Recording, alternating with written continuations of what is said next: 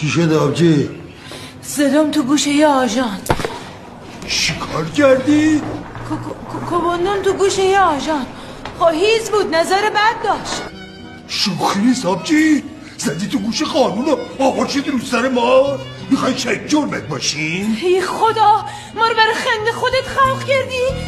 رو بدمستی که نزدم، افتم میخواست نباید میزدم. برو تو پس تو هرچی شد چی که در نمیاد. آخلاهی خواهر مادر داغت نبینن.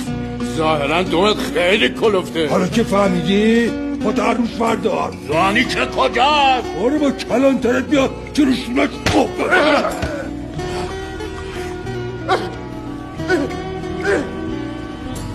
گلتم همتیرم.